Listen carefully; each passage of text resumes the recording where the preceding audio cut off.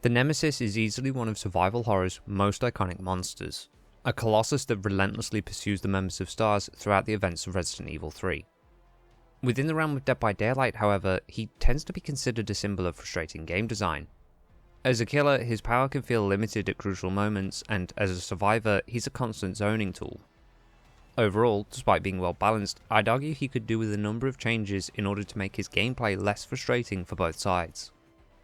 Today, dear viewer, I wish to explore a rework concept that would seek to change the Tentacle Strike, zombie patrols, and add-ons in hopes of creating a Nemesis that's more terrifying than he is annoying. Before talking gameplay, I wanted to include a quick section regarding this killer's voice line. Voice line? Yes, dear viewer, the Nemesis does in fact have one single voice line. It plays anytime he pulls a member of STARS from a locker, or he moris one of them. A cool feature, but one that's rarely noticed. Lock pulls barely happen, and most people are using Bloodpoint offerings, so moris rarely occur. I'd suggest that this voice line should play anytime the Nemesis starts chasing a member of STARS. This would be more in line with his lore. He does constantly say STARS when he spots Jill in RE3, and it would mean this aspect of the character design is actually noticed. Nice, considering that it's a really cool feature. Anyway, on to the gameplay. The Tentacle Strike is the main part of this killer's power, and can frustrate both sides in different ways. For the Nemesis, requiring 3 hits in chase can mean that a survivor is guaranteed a certain amount of time in chase through simply holding W. At critical moments, it can be impossible to get the down quick enough, regardless of how well you do in chase. Further, the limited utility of the level 1 Tentacle Strike can lead to a difficult early game and mean that a Nemesis has lost the match before they've even had a chance to really make full use of their power. On the survivor's side, the speed with which the tentacle can be drawn makes the Nemesis a zoning machine. Even if you take an action that the killer wasn't expecting, you can almost guarantee he'll get a hit. This means that chasing starts with pre-dropping pallets and vaulting safe windows well ahead of time, and then holding W as the gap closes. This isn't very thrilling and leads to many survivors not enjoying their time against this killer. Anytime they take an action in order to survive, he gets a hit. The combination of quick and easy hits, but requiring 3 hits before getting the down, can lead to a gameplay loop that neither side is entirely happy with. So what changes could be made? Let's start with the Tier 1 changes. These changes will basically apply to the Tentacle Strike as a whole, given that you'd start any trial in Tier 1. First, I'd suggest the Tentacle Strike's default range should be 6 meters. This is currently the range granted by Tier 3.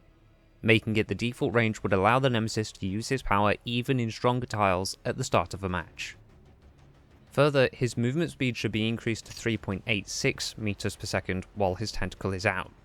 This 1.5% increase wouldn't be too impactful by itself, but would mean he loses less distance to a survivor while preparing to attack. Next, I'd suggest that the movement speed of the Nemesis while cancelling a Tentacle Strike should be reduced to 4 meters per second.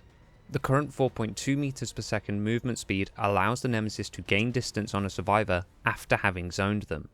The reduction in movement speed would mean that a survivor is more rewarded for making a killer hesitate when respecting a pallet, for example. Further, I'd suggest that the Tentacle Strike draw time should be increased to 0.7 seconds. This is double his current draw time and would make him a lot less potent at zoning. Now, a Nemesis player would need to be predicting a survivor's actions in order to get hits, rather than just reacting at the last moment. Overall, these changes seek to make zoning on the fly more difficult for the Nemesis, but improve the potential of the Tentacle Strike once it's been charged. Now let's talk Tier 2 changes. Well, change, there's only one. Simply, I'd suggest that the Tentacle Strike should now damage generators in the same way it breaks pallets and walls.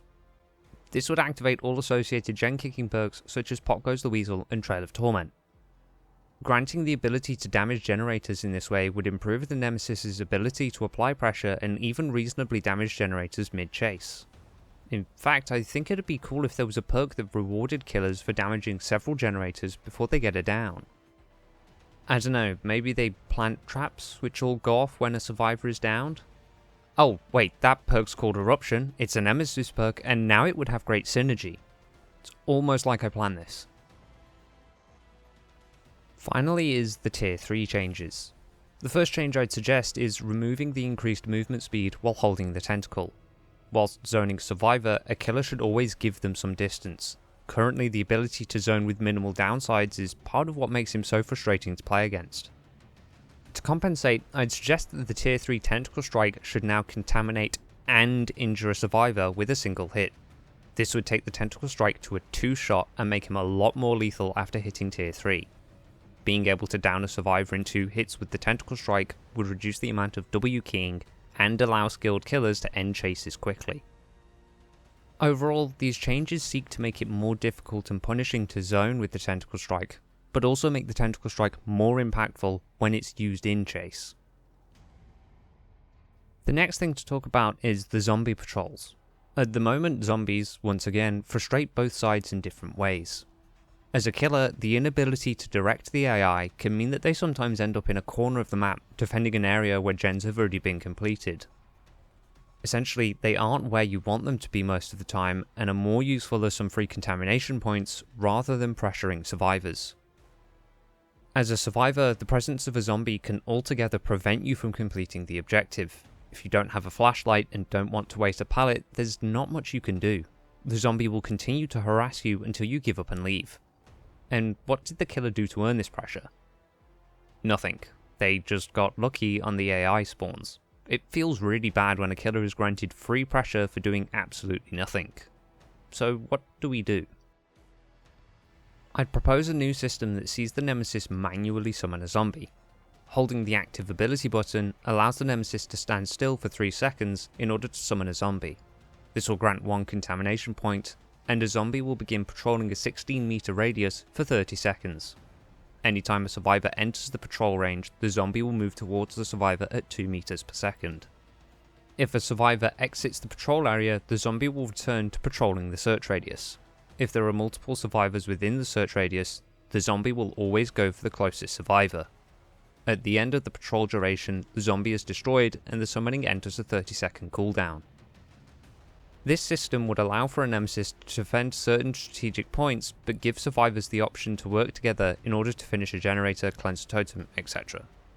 Further, the option of waiting out zombie patrols would be feasible given the 30-second timer and subsequent 30-second cooldown. Overall, this system would allow for targeted defense of strategic points without making zombies too oppressive by themselves. Finally, it's time to talk add-ons. The Nemesis has some infamously terrible add-ons. A number have repeating effects, and a few wouldn't work with the current rework as I have presented it.